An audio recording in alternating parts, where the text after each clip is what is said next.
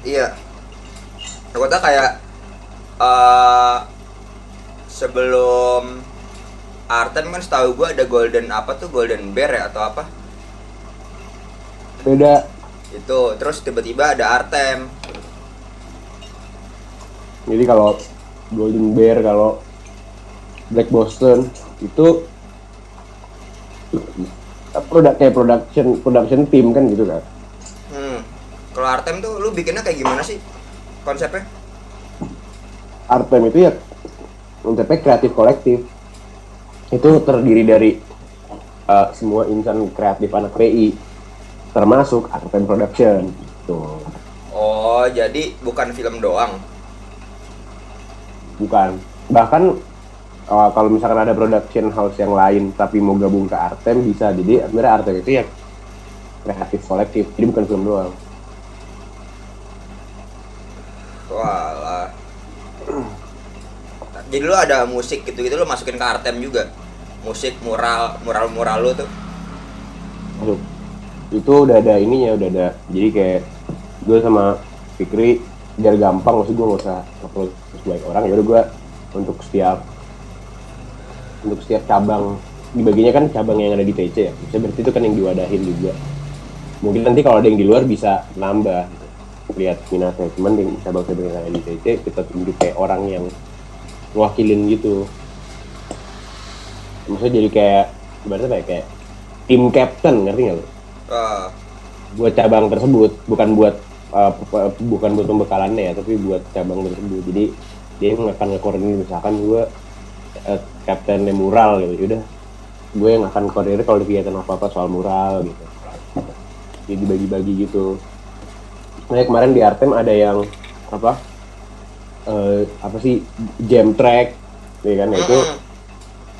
Itu dari anak-anak musik ya, anak-anak bandnya yang punya inisiatif itu bikin jam track gitu, dibantu buat bikin videonya beberapa sama anak-anak videografer. Walah. Jadi emang kalau di Artem lu itu tuh divisi-divisinya tuh sesuai TC gitu ya, Pan? Ya gampangnya sih gitu, karena kalau misalkan terlalu ngambil ini terlalu di luar juga bakal susah, maksudnya bakal buang-buang waktu buat ngelis seni apa aja kan, karena kan seni baik banget kan, ada performance art, ada segala macam, Iya. ada fine art, ada sculpture gitu. Cuman kan ya, kalau misalnya gitu ribet juga. Dia sejauh ini masih yang ada di TC, cuman kalau emang ternyata minat untuk pemahat banyak gitu, ya udah berarti diadain. Tapi Artem tuh ada kepanjangannya nggak sih? Apa emang Artem doang? uh, Sebenarnya ada panjangannya Artemis Pulsar, tapi itu bukan, Cacat banget tapi itu apaan? panjangan doang. Itu apaan aja? Itu bukan abbreviation, bukan singkatan. Dia emang yaudah itu Artemis, nggak ada singkatan, nggak ada apa. Eh, itu lu bikinnya tuh tahun kapan sih? Tahun ini ya? Artem itu ya? 2020 ya? 2019 2019 berarti. Kenapa nggak dari dulu anjir, lu udah dari 2016? Pokoknya gua ngeliatnya sekarang Artem, kan gua nge-stalk Artem ya Instagramnya, yang bed apa gitu. Eh, Apa? yang Instagramnya bed apa tuh? Oh ya, BED 62F. BD62F itu. hmm. Itu gue liat followernya bukan anak PI doang. Maksudnya ya berarti ya selain anak PI pun udah tahu Artem gitu loh. Kenapa nggak dari dulu aja anjing? Itulah gue juga, maksudnya gue juga baru menemukan kayak ternyata sebenarnya bisa kayak gini ya setelah gue umurnya segini gitu, setelah gue di tahun keempat. Dan mungkin juga komposisi orangnya untuk mendukung ini bisa dibentuk kayak gitu. Sebenarnya gue bukan bisa sih, di satu sisi gue juga ya ada peluang atau ada kesempatan mungkin dulu beberapa kali bikin kayak gini tahun 2016, cuman angkatan gue tuh pada nggak demen kayak ginian. Maksudnya emang anak-anak yang tipe deporan banget lah, kecuali Bobby ya. Kecuali Bobby itu udah, sisanya benar-benar anak deporan banget. Makanya kalau misalkan ngobrol apa gue sama Bobby kalau misalkan soal seni gitu. Lu tarikin aja BPH pas zaman lu ketua IMPI. Si itu Jatiwaluyo kan depor Iya. apa ahli. Jadi apa ya, apa gue mikirnya itu, maksudnya dulu emang bisa bikin, cuman ya lu tau sendiri Bobby kan iya tapi enggak itu emang dari dia yang mau sendiri. Tapi pada akhirnya pun gue ngajak Bobby sama Amar untuk bikin. Jadi kayak dari 2016 ada, maksudnya gue sama Yulas ada bikin deh gitu, ini mumpung kita deket sama IMPA gitu. Waktu itu IMPA yang tahun kedua tuh si Asman. Oh iya, Asman. Udah akhirnya gue bertiga itu ngajuin ke Siwa, nih gue mau bikin gini. Terus ya udah Fikri, saat itu gue juga sebenarnya sambil ngobrol sama Amar Bobby, gue sambil ngobrol sama Fikri juga. Tapi itu apa ya, ajangnya ya. Oh ya, justru dari pas mau ngebentuk Artem ya udah jadi sering ngobrol, ketemu gitu. Oh.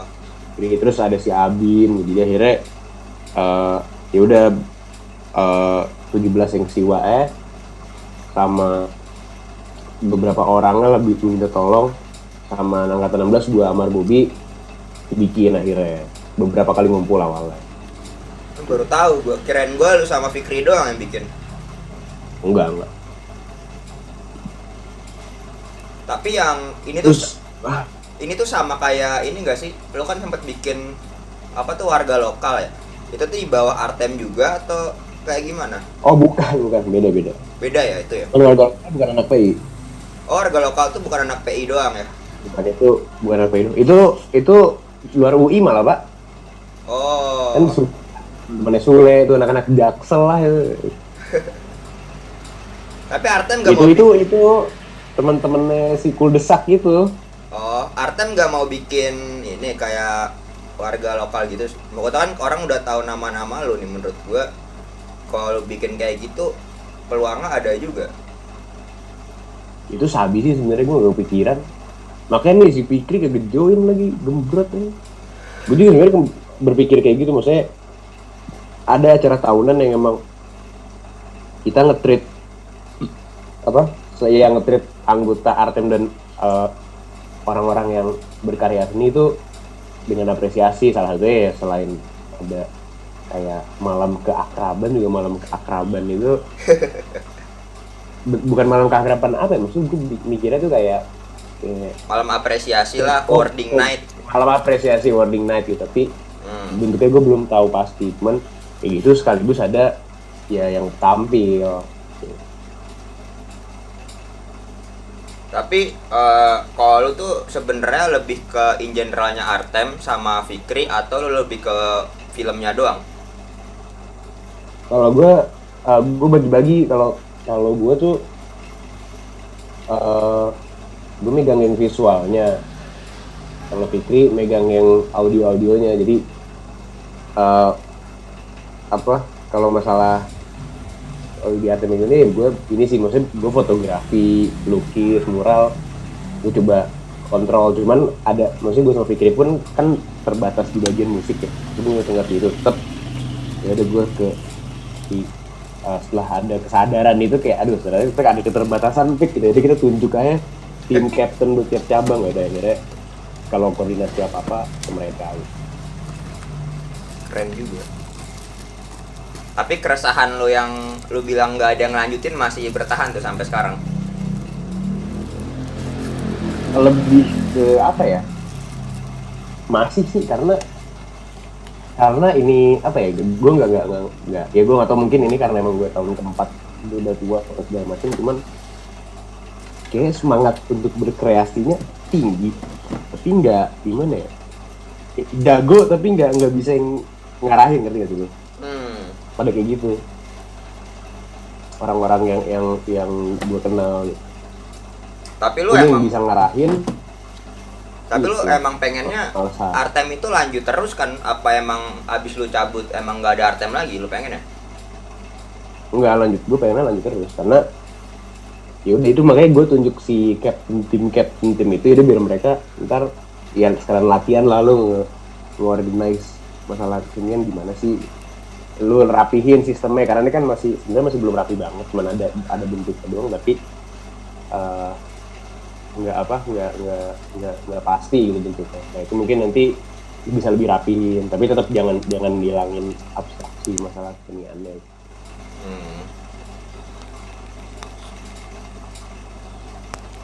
Menarik.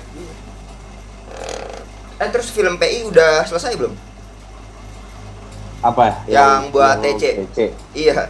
Belum, kan masih ada satu hari lagi, 2 hari lagi. Lu tuh syuting berapa hari sih? 2, 3 deh kayaknya, sisa di MRT doang. Jadi syuting 3 hari. 4, sorry, kurang 2 hari lagi. Oh jadi lu syuting baru 2 hari, terus 2 hari lagi kepotong gara-gara corona gini. Iya. Itu rencananya lu kalau lu lanjutnya gimana? Apa emang setelah corona ini atau lu pengen geber aja sewaktu-waktu? Kayaknya ya itu produsernya kan si Fikri. Kalau gue sih ya, kalau emang gue sih bilang ke Fikri, kalau misalkan emang bisa dikelarin tapi maksudnya tanpa meningkatkan resiko yang terlalu berlebihan, kayak ya udah yang syuting 4 orang aja gitu, 5 orang aja yang cukup. Kemarin kan biasanya nggak kayak gitu kan, biasanya semua berbondong-bondong datang tuh, sebenarnya nggak perlu begitu banget. Kayaknya udah, kalau emang tugasnya udah selesai hari itu pulang aja nggak apa-apa, dibentuknya shift, jadi nggak lama-lama di tempat. Lu tuh DP kan ya di sini ya? Lupa gue. Bukan, yo prod assistant. DP, oh iya DP itu yang di Constable ya, gue lupa mulu. Iya. Jadi di film animasi ini gue jadi director. Kapan kelar animasi itu? Film animasi. Atau ini masih script writing sih, masih screenplay.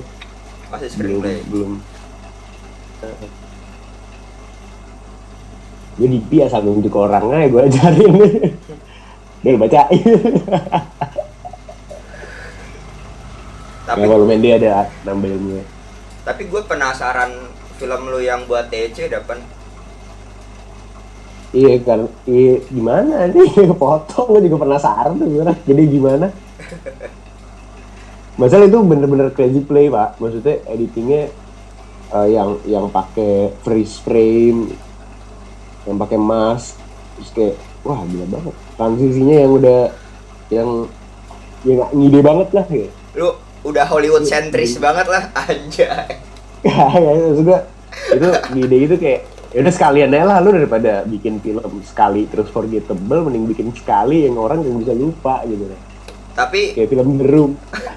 Tapi warna-warna filmnya ya kan, kalau sepenglihatan gue kan film PI kan dari dulu kan emang udah ada warna tertentu tuh. Lo emang ikutin warna-warna film PI atau kayak gimana? Buat overall cerita atau sinematografi? Jujur gue ngerasa cerita kali ini nggak terlalu itu sih, nggak terlalu kayak gitu.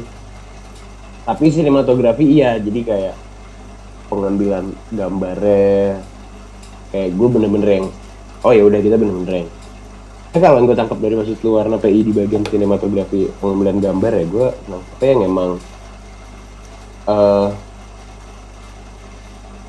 mana ya bentuknya, nggak apa yang challenging, kasarnya challenging.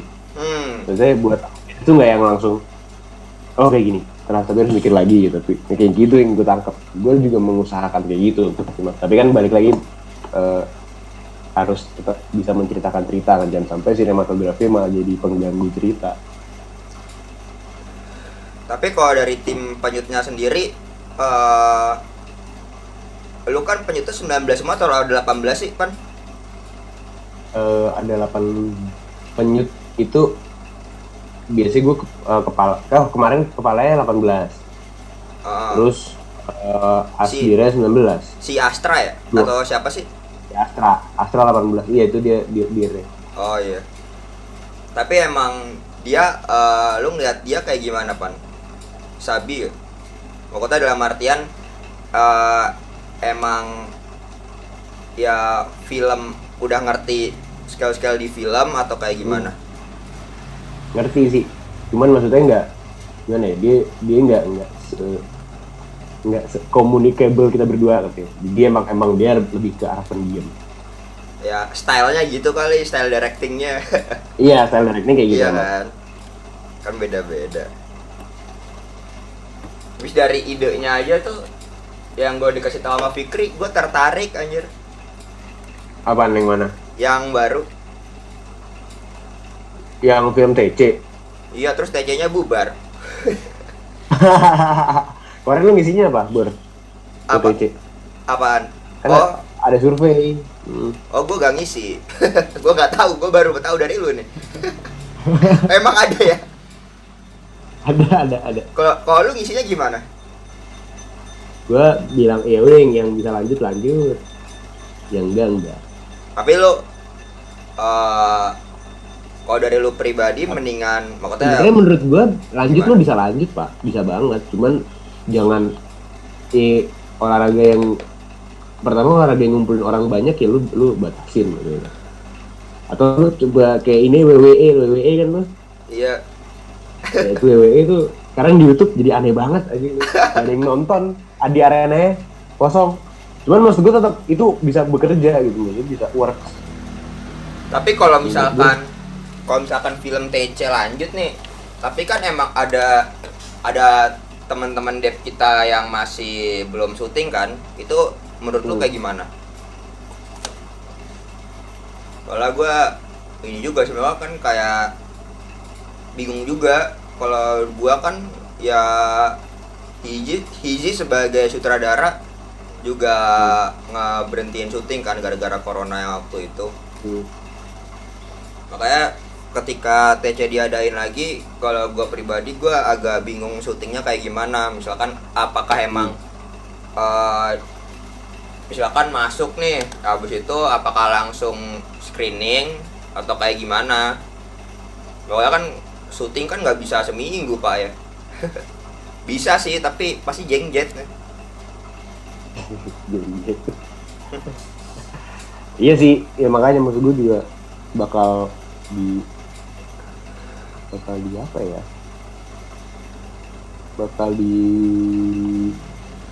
Menurut gue kalau emang pengen lanjut ya perlu banyak riset ya. Iya sih.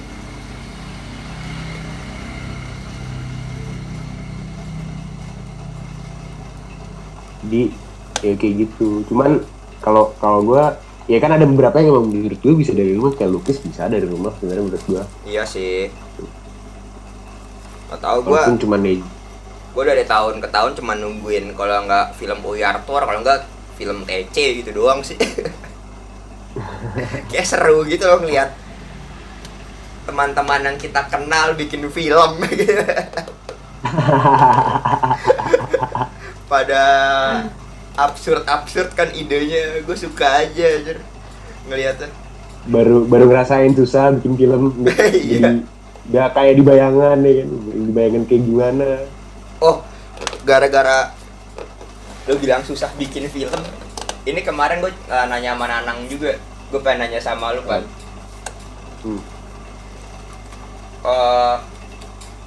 Sekarang kan banyak ya orang-orang yang semenjak WFH ini dia bikin semacam modelan video atau film. Ya gue nggak tahu, pokoknya video entah itu film atau bukan gitu. Ya yang bisa dibilang ya kayak waktu kita omongin di yang kemarin itu, buat parameter film itu sendiri kan masih abu-abu ya, soalnya sebebas itu. Tapi kayak terlihatnya ya sorry to say agak B aja gitu. Tapi gara-gara emang dia orang yang bisa dibilang dalam tanda kutip berpengaruh atau terkenal, terus kan ada aja tuh yang komen kan kayak gila ya ini sekarang udah jadi filmmaker banget nih, atau misalkan gila dia sekarang bucin maksud lo. Kenapa? Film bucin maksud lo. Bukan ya yang kalangan yang pendatang baru aja lah kayak kita gitu. Tanggapan lu kayak gimana, Pan? Seputar film yang formatnya B aja di karantina, tapi karena yang bikin bagus jadi filmnya ikut bagus. Iya.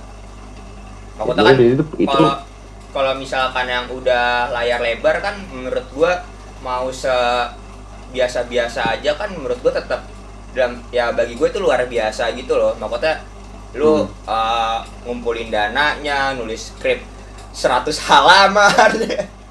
Habis itu itu kan susah kan. Tapi ya kalau misalkan yang kayak video-video yang sering lah sekarang di Instagram gitu, orang bikin berapa episode atau enggak apa, itu menurut lu gimana?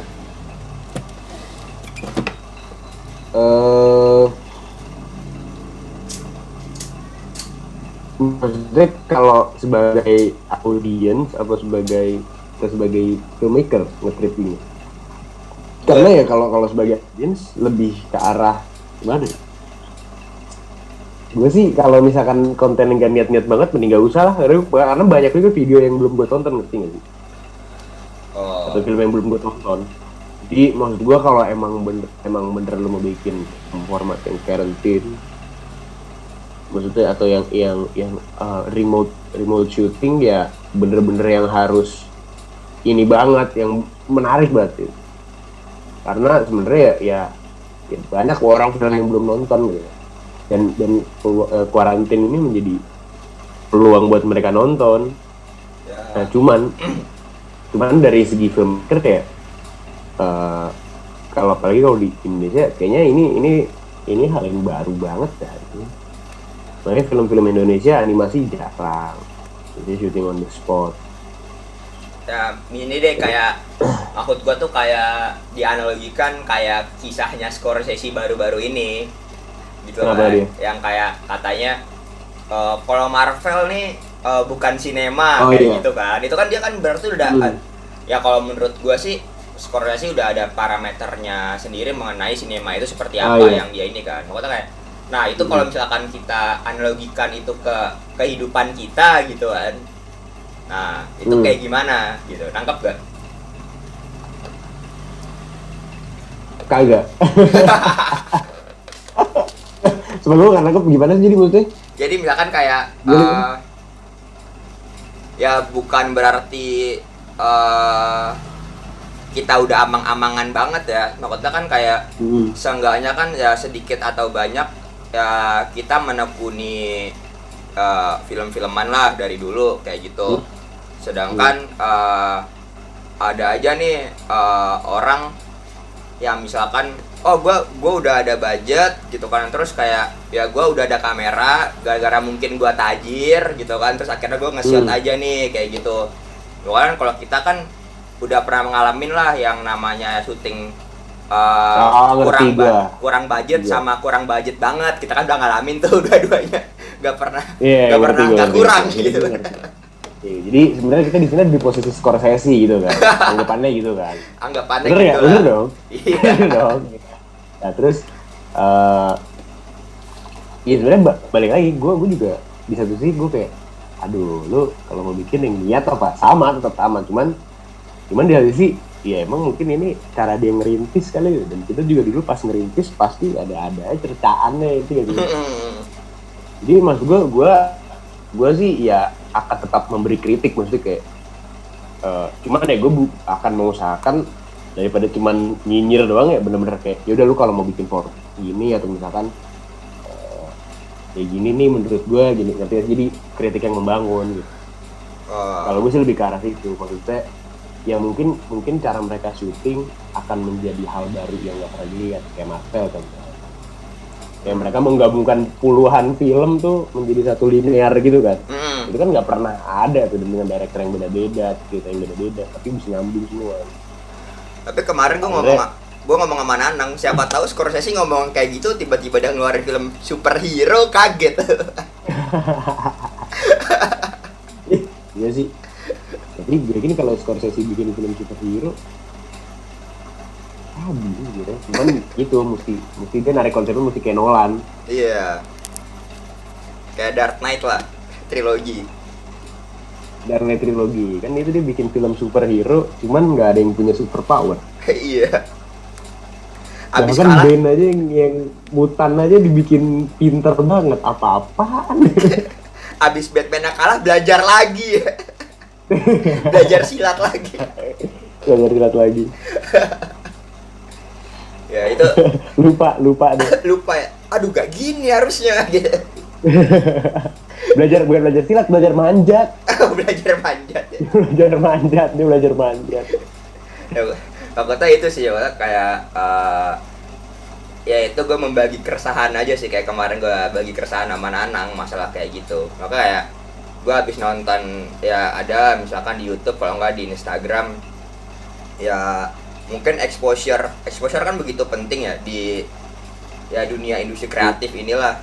Makanya ya ada aja mungkin orang-orang yang udah ya gue ngerti kayak gini tapi emang dia belum terlalu dikenal sama masyarakat, sedangkan ada aja orang yang udah exposure gede banget, udah dikenal orang tapi pengen baru meminjakan kaki di ranah ini gitu, di ranah industri kreatif manapun kan banyak tuh yang kayak gitu sih. Itu keresahan gue. Kota kayak apa emang seharusnya apa ya, dalam artian oh ya udah kita nggak usah bikin film yang dalam tanda kutip berat-berat, nggak usah terlalu menyampaikan sesuatu yang kita ingin sampaikan, kita bikinnya ya yang mudah diterima di masyarakat aja kayak gitu, atau kayak gimana gitu sih. Kalau menurut lu gimana? Ya, berarti itu sebenarnya film juga ada genre-nya juga. Maksudnya ada genre pop dong lebih film. Bener gak? Iya, ada popular. Ada popular ya kan? Yo, iya. Popular pop filmmaking, asik. Habis itu jadi term baru tuh, Bor. Iya, gue baru sadar juga. Yang ditemukan aku siap pop filmmaking. Apa tuh? Ya orientasinya udah bukan pengen menyampaikan sesuatu, tapi emang merangkul masa sebanyak-banyaknya. Dan sebenarnya kalau lu lihat, emang yang menang Oscar malah film pop, ngerti gak sih? Ngerti. Tapi bukan dari segi ya ada segi popnya adalah ya dia isunya yang dibawa biasanya kan kayak gitu. Pop film ini sabi juga kata. Sabi juga. Jadi yang jadi fokusan utama adalah komponen populer ya. Sinematografi dan lain-lainnya, audio itu jadi elemen pendukung. Iya. Ya, mungkin dari pemilihan pemainnya yang punya followers banyak gitu kan pertama-tamanya, ya, gitu. Atau tempat-tempatnya itu yang mengandung unsur senja, kopi dan indie mungkin. atau sejenisnya gitu, gue gak tahu juga yang sekarang kayak gimana ya, gitulah mungkin ya. Ini kenapa gak lu rekam aja, Bro? Ya udah gue rekam BTW. Oh, udah lu rekam dari tadi. Nah, sebelum kita berpisah, lu ada pesan-pesan gak? Berpisah, emang udah berapa menit? Udah 30-an lah. Ada 30-an. Iya. Berarti ini kita bikin podcastnya tentang ini, tentang term-term baru yang kita temukan. Bisa dibilang. Nah, berarti judulnya adalah pop filmmaking berarti. Gak tahu sih. Makanya dari tadi ngomongin Artem atau apa. Tapi sabi sih. Kalau bisa bikin pop filmmaking terus tanda tanya asik. Gitu nggak? Namanya kita ngomongin. Berarti menurut lo kesimpulannya orang yang bikin pop filmmaking dalam tanda kutip itu tidak salah sebenarnya ya? Nggak salah ya? Karena ya kayak orang bikin musik pop aja. Emang beda. Ya mungkin mereka mendapatkan kebahagiaan dengan filmnya diakui banyak orang gitu. Tapi ada juga yang maksudnya bukan diakui sih, filmnya rela dibeli atau ditonton orang. Ada juga yang kayak film ini mungkin sama banyak orang nggak banyak ditonton, tapi film ini menjadi yardstick atau tolak ukur baru dalam dunia film, misalkan kayak Marvel. Anggap misalkan bukan film yang populer, tapi mereka bisa melakukan menerapkan ilmu kosmologi apa segala macam yang dalam tuh, itu udah menjadi hal baru dan ternyata kan terbukti nggak semua bisa ngikutin kan. Iya. Bahkan DC aja kayak gitu jadinya jengjet gitu. Kalau ngomong tadi jengjet tuh. Kayak gitu. Jadi sebenarnya pop filmmaking ya akan ada dua sisi sih. Berarti sisi yang emang pengen emang pengen populer, ada yang emang populernya dalam arti dilihat banyak orang, ada yang memang ayo gue pengen ini sebagai peninggalan gue aja nih gitu. Orang nggak, ya orang tahu atau nggak penting lah. Tapi pertanyaan mutakhir gue paling terakhir Pan, sebelum kita mengakhiri ini, Artem termasuk pop atau tidak? Artem termasuk pop atau tidak? Iya. Kalau dari lu salah satu pionir yang bikin. Sebagai apa nih? Ya. Sebagai komunitas. Ya bisa sebagai komunitas atau mungkin karyanya. Gua punya prinsip sih seperti ini, maksudnya ketika gue membuat Artem, kata berarti kalau misalkan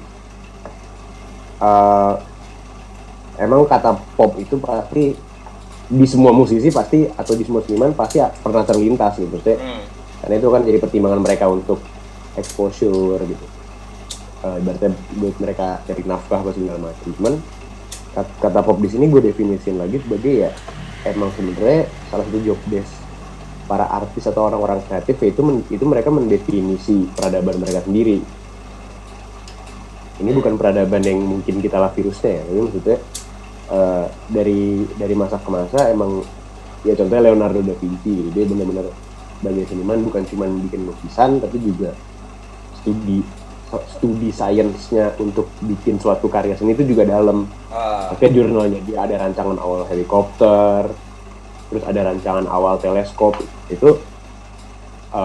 Ya maksudnya ya gue beranggapan emang ya nggak cuma dia doang, bahkan kayak Andy Warhol gitu, ketika ya, seni itu dianggap orang-orang itu adalah pajangan untuk kamar doang, untuk rumah orang-orang kaya, ya si Andy Warhol nih nggak gitu kok, seni bisa jadi ibaratnya salah satu orang yang seni bisa menjadi salah satu komoditi yang bisa dinikmati gitu, bukan cuma sebagai dekorasi tapi juga sebagai fokus objek itu sendiri. Jadi akhirnya dia mencoba lebih jadi presentable sebagai seorang yang menurut saya itu yang mereka lakukan adalah merepresentasikan atau menggambarkan peradaban mereka sendiri. Jadi ya ibaratnya kan itu adalah komponen popnya dalam konteks mereka. Kalau Leonardo da Vinci ya dia mau ngelawan paham gereja, makanya dia riset sainsnya untuk bikin suatu karya seni itu dalam kayak gitu. Andy Warhol mungkin dia muncul dari keresahan ya orang-orang kreatif itu nggak di-treat dengan baik kalau misalkan ya si insannya ini yang ngebawa sendiri, ngerti nggak sih? Biasanya ya di-treatnya sembarangan gitu. Lukisannya dibeli murah, dijual ulang lagi mahal, bisa kayak gitu. Itu kayak gitu. Jadi ya pembentukan Artem ya ada komponen popnya. Cuman di karena itu maksudnya ya gue pengennya kalian adalah representasi peradaban kalian gitu. Kita adalah representasi peradaban kita ya, lewat apa? Lewat ekspresi diri yang mana gitu. Itu jawaban aman lu ya? Kenapa emang? Emang jawaban gak aman ya? Enggak bercanda gue. Ya udah Pan, makasih ya. Kalau ini lo lagi killing nyari bintang tamu ya? Iya. Bintang tamu selanjutnya siapa? Siapa ya? Lu ada saran nggak kecuali Andy Warhol? Kan dia udah ini rest in power. Atau nggak Andi Evno ya? adanya Manuel Neuer ya, kiper Jerman. Yowes. Thank you Pak. Lo di sini mau wawancara orang kantek atas. Iya boleh. Kantek atas boleh kita bongkar saja lah. Tapi gue gak kenal banget. Ya gak apa-apa. Thank you Pak. Kemarin ini udah lu stop record dulu lah. Iya ini pengen gue stop. 1, 2, 3.